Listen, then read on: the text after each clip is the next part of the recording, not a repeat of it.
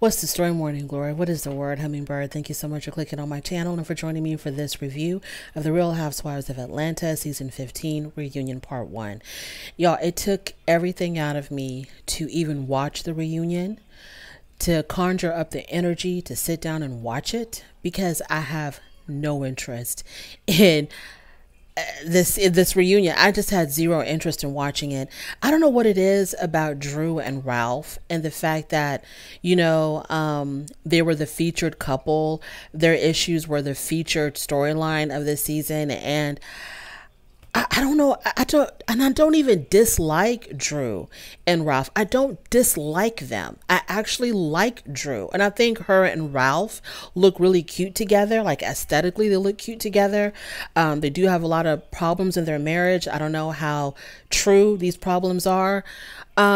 But I don't know. It's just exhausting talking about Drew and Ralph and all of their. It's so exhausting because you don't know what's real. You don't know what's not real. You don't know what's made up for the cameras. You don't know if they're trying to gaslight one another. And so it's really difficult to actually figure out what's going on with them to even talk about their issues. Okay. It's not as simple as, for example, let's say Sheree and Bob. Bob cheated on Sheree. She filed for divorce. Clear cut. We know what the hell is going on. We know what we're talking about.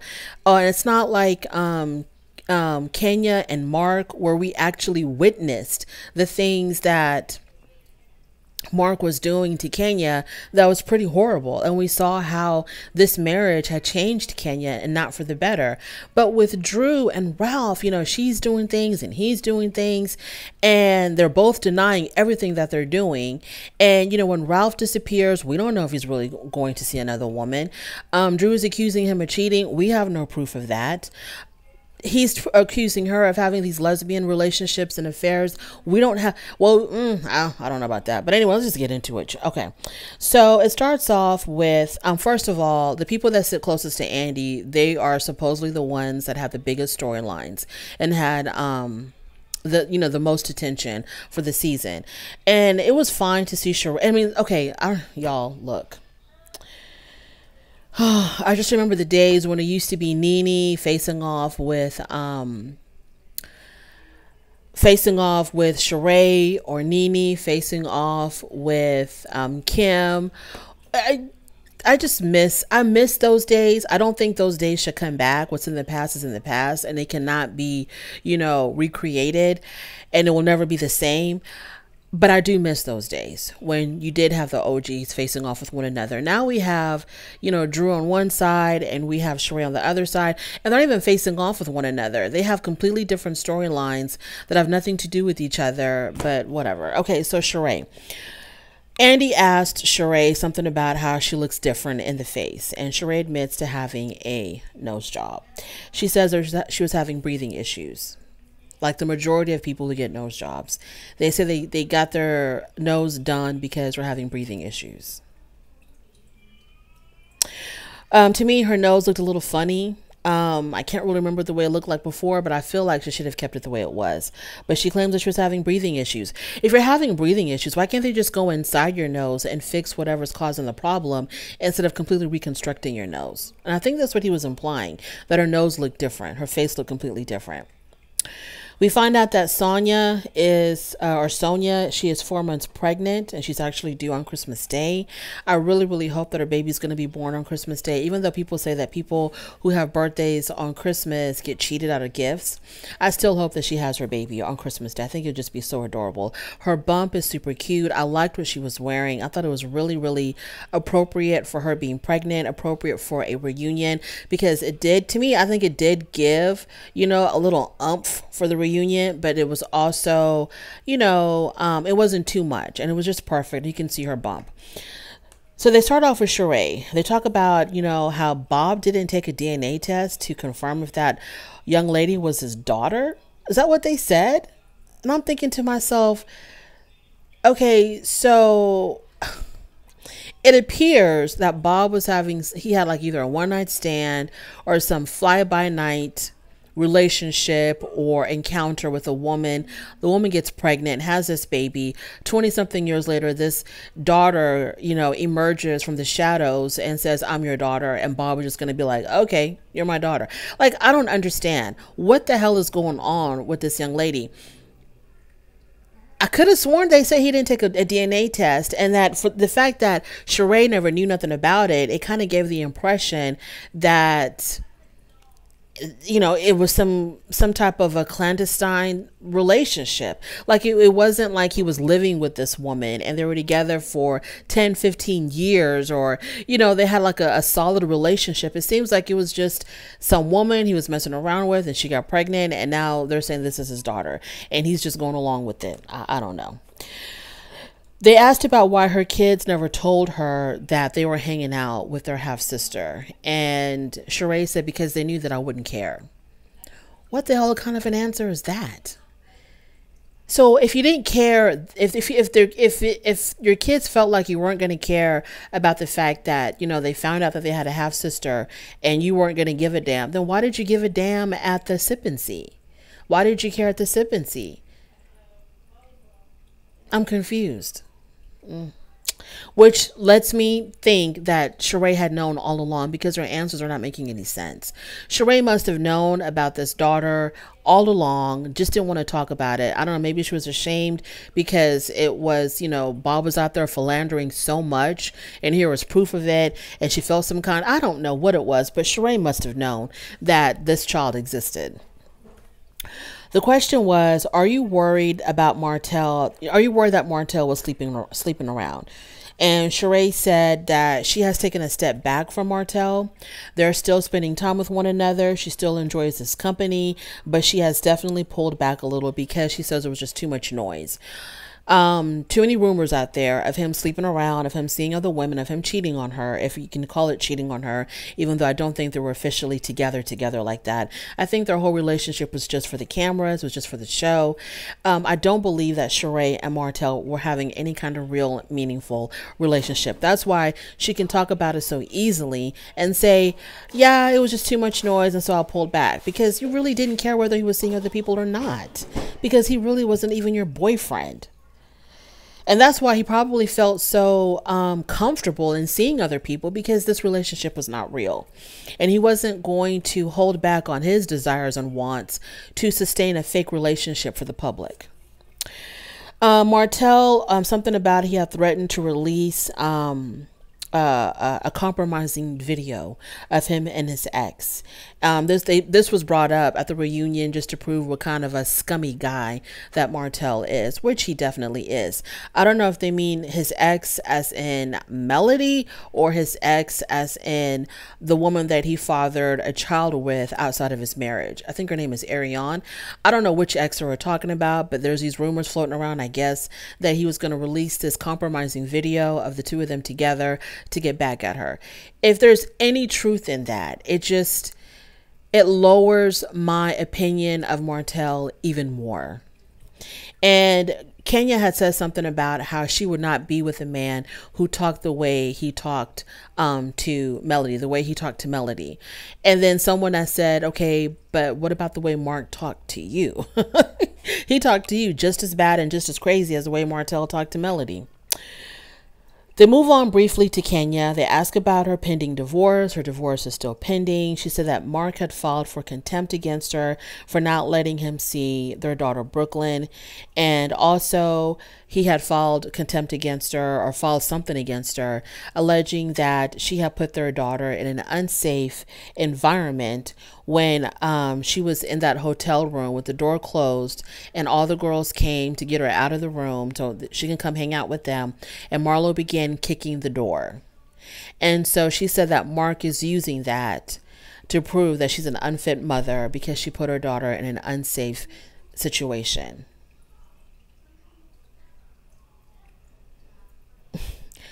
That makes no sense to me. Either Mark and his attorneys are idiots or Kenya is lying. That just doesn't make any sense to me. She had nothing to do with that. There's nothing about being on the Real Housewives of Atlanta that can prove that it's a dangerous environment for your child. I mean, if there were other examples of her, because she was on this show with her daughter, And because of being on the show, her daughter was put in unsafe situations, maybe. But taking that one incident with Marlo kicking the door and saying that this proves that Kenya put her daughter, because she's putting her daughter on this show, and this show is a very dangerous environment, that doesn't make any sense to me. So either Kenya's lying with her blank subpoena, or Mark and his attorneys are stupid and they're grabbing at straws. So then she says that she had documents for Marlo. She says, well, because you were the one that was, putting me in an unsafe position with my daughter by kicking the door of my hotel room, now you're involved in my divorce and you've been served. And so she pulls out this subpoena that Andy looked at before giving it to Marlo, which he didn't. And he said it's blank. There's nothing on it. Kenya.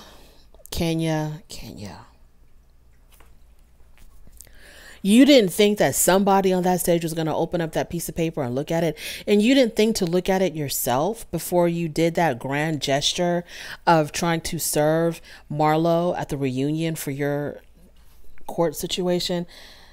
What happened to Kenya's lips? Anyways, so Kenya also accuses Marlo of contacting Mark 2 years ago. Marlo, of course, denied it. Kenya said that she was able to do a discovery on Mark's phone records. And sure enough, 2 years ago, Marlo's phone number popped up of her contacting Mark in some way, either by calling him or texting him. I think it was text, because she says that even though she was able to get the phone records to show that Marlo texted him 2 years ago, she wasn't able to see what the text actually said. And then she goes on to say that Marlo was texting Mark because she was trying to get dirt on Kenya.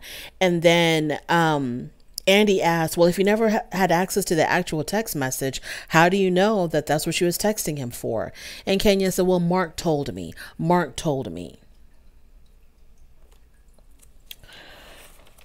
I'm surprised that Marlo would have the same number from 2 years ago. Moving on from there, Sheree. So Sheree passes out She News, which is a pamphlet that she had created, or somebody on her team had created. It was like a little newspaper, or whatever you want to call it. And it looks like a daily circular or weekly circular. And the whole thing is just blasting Kandi about her restaurants and whatever else. And I'm just thinking to myself, Sheree, to me, in my personal, she probably has a lot of jealousy towards Kandi, because Kandi is a real businesswoman. Kandi is what Sheree aspires to be, but just can't quite make the dots connect. And because Sheree keeps talking about how, Kandi has this clothing store, and she sells, Shein clothes or whatever, clothes from AliExpress, or clothes from, what's that other company that the Instagram models like to promote a lot? I can't think of it. So she's constantly bringing up, well, you're selling clothes from other companies too. And I don't know why Sheree doesn't listen when Kandi says, but I'm not a designer, and I'm not holding myself out to the world like I'm a designer, like the way you are. You're the designer in the group. And then Kandi had brought up how half the designs that walked the runway at her fashion show never made it to her website. I don't know what to say. I don't know what to, I don't know what to say. I don't know what to say. But Sheree, you do kind of, for me, you look like you're a little bit envious of Kandi. Like you really want Kandi's life, because Kandi has multiple businesses that seem to be doing well, and you don't. You're struggling. You're still struggling with She by Sheree. The website's always down. Stuff is very much overpriced. Things that people are expecting to see on the website are not there. It's just it's a hot mess. I don't know what else to say about that. Moving on to Drew. So Drew, they talked about how Drew kind of, acted like she was too good to be in a Kandi and Todd Tucker production, when they showed the scene where she told her assistant that she will only do Lifetime and up. She will never do like these little independent projects. And y'all, I do have to say that I watched a little bit of The Past. Then my break was over. But so far from what I've seen of the movie, it's not that bad. It's not that bad at all. To me, it's really not that bad. It's a little bit better than what I expected. The fact that they filmed it in 10 days and it was all, well, the majority of it was filmed in Candy's house, it really isn't that bad of a movie. I don't think Candy's much of an actress. I have no idea why she had to insert herself in that movie. Her acting to me is just, Drew, her acting is fine. It's on point. The lady that plays her mother, I think, does a really good job. I think everybody on that, so far, the cast, everybody in the cast does a good job. I think sometimes Drew has a tendency to overact and the facial expressions are a little bit too strong. But other than that, Drew does fine. Candy, to me, I just don't understand why she's there. I don't know. She's not the worst actor, but I don't know. Whenever she says her lines, it's like you can tell she's acting and she's not being the role. She's acting like the role that she's supposed to play. I don't know how to explain it, but whatever. Good for you, Candy, to promote your movie and to be in it as well. So Drew said that she would never do anything like another little independent production. She really only did this as a favor to Todd and Candy. They talked about, how the women, they like to talk under their breath and whisper to each other when it's not their turn. And I hate it when they do that. I really, really hate it because it's very disruptive and distracting. So I think Marlo says something about how, did she even get paid? And someone told Marlo, yeah, she got paid. All right. She got paid more than $10,000. I think Candy said, I paid her more than $10,000. So, I mean, for 10 days work to get paid more than $10,000, I think that's pretty damn good. So Kenya apologized for coming for Drew's music video. They talked about Drew's music video and they asked her, how is your music video going? The first time Andy asked her that, she ignored it and she was busy arguing with somebody else on the couch. So I know she heard Andy, and I had a feeling that Drew just didn't want to answer how her song was doing, her album, whatever the hell it is. So Andy asked again, so Drew, how is your song doing? And I think she said that it's getting played on BET and it got 100,000 views in the first hour or something, that it was released on YouTube, I think.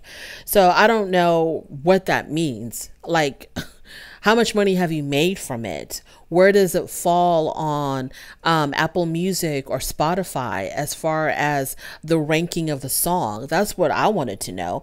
I don't give a damn that they're showing the video on BET, and I don't give a damn that it had 100,000 views on YouTube. How much are you making from it, and where is it ranking on Billboard, Apple Music, Spotify? Come on, girl. You know what's up. So Kenya evidently had said something about the video, that the video was low budget or something like that, which is very reminiscent of what happened on the Real Housewives of Potomac when Candace was doing her music video. Somebody has said it was really low budget. I forgot who said that, but somebody said this is really low budget. Who was that said that? I think it was I forgot her name, the girl with the big lips and with the chiropractic business, whatever her name is.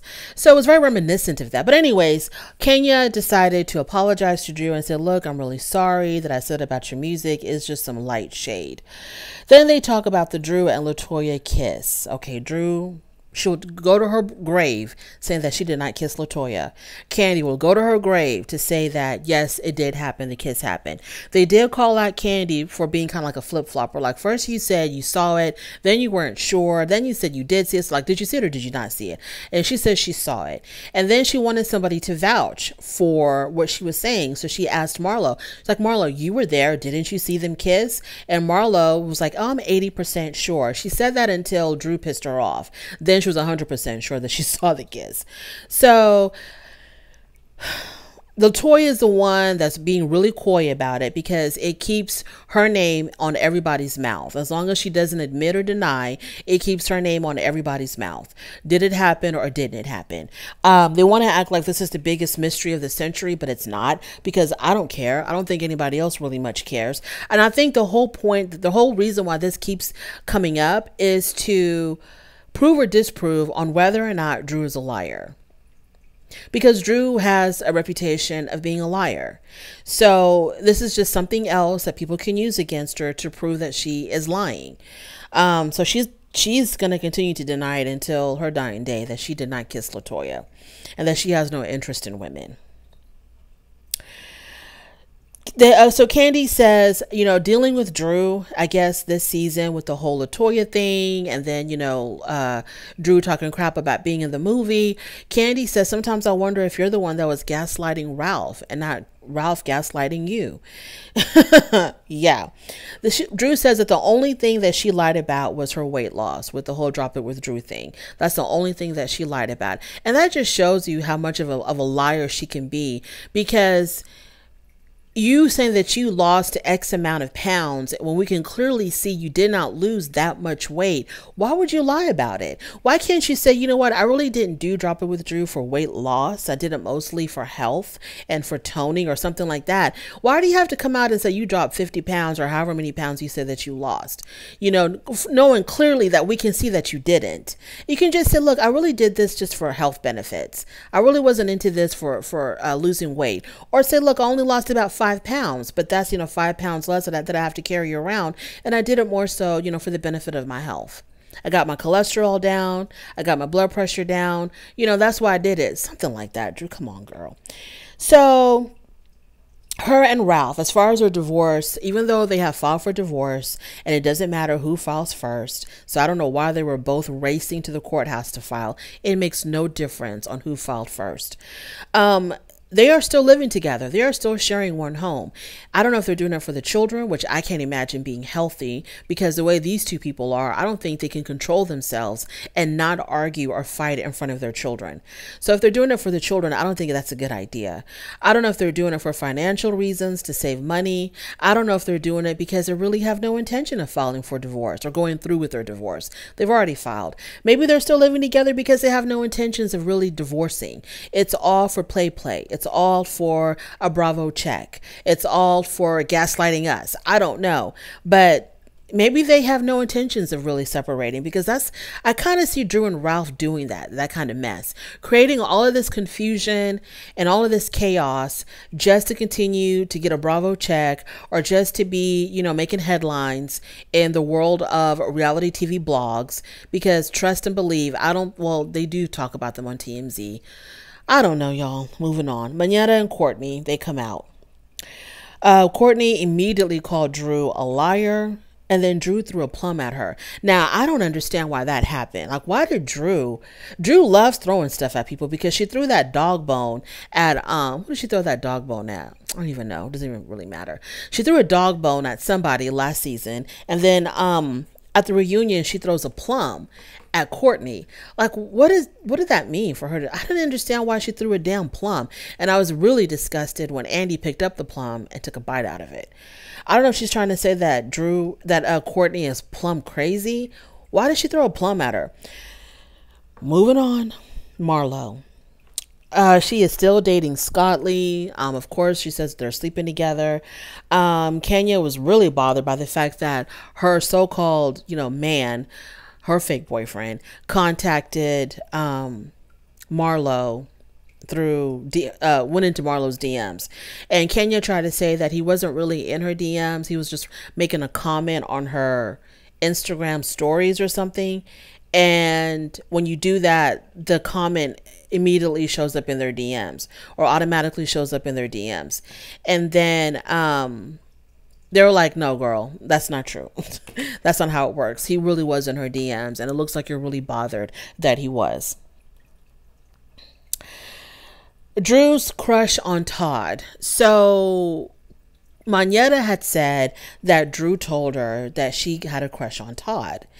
And they asked Drew about that, and Drew said that she was just joking. What? How do you just joke about having a crush on your castmate / maybe probably friend's husband? Like, what? No, you don't joke about stuff like that. That's crazy, Drew. What's wrong with you? So she says she was just joking about her crush on Todd. No wonder Candy can't stand her. They talked about Courtney's comment about Drew's son when Courtney was doing her confessional and she didn't know that the camera was still on her. The cameras were still on, the mic was still on. She had no idea. She thought the confessional part was over, and she'd been drinking a little bit too much vodka, so she got really loose in the lips. And she said something about how, you know, Drew just wanted Ralph to adopt her kid, and then she was going to go ahead and leave him and get money from Ralph or something like that. So Drew, of course, became unhinged because we were talking about her child. So she went off on Courtney, telling Courtney, don't you ever say my son's name ever again in your life, etc., so on and so forth. And that was the end of the reunion. It's just, oh God. Once again, a lot of this stuff that goes on this show this season, it's just weak, very weak. The most exciting thing about the reunion was Sonia revealing her pregnancy. That was the most exciting thing. That was the most interesting thing. What happened to Kenya's lips? Her top lip looked like she got stung by a wasp. And then Courtney's breasts. I don't know if it was the angle of how she was sitting or the angle of the camera that they were catching her on, because her right boob, I think, looked so much bigger than her left. I don't know if it was an optical illusion or what the hell was going on. Every time the camera was on Courtney, I couldn't help but just look at her breasts, because one just looked so much bigger. Now, no one is actually symmetrical, right? Our body parts are not exactly the same size. But this was like an obvious difference. And maybe it was just the way that her dress was on and the angle that she was sitting and the angle that the camera was catching her on. Maybe that's what it was. But it was quite bizarre. So that is the end of that. I don't know what else to say. Thank you so much for joining me. I really do appreciate it. On your way out, please don't forget to rate the video. If you like this content, I'll be surprised if you do. Go ahead and subscribe to my channel, and I'll definitely talk to you later. Bye.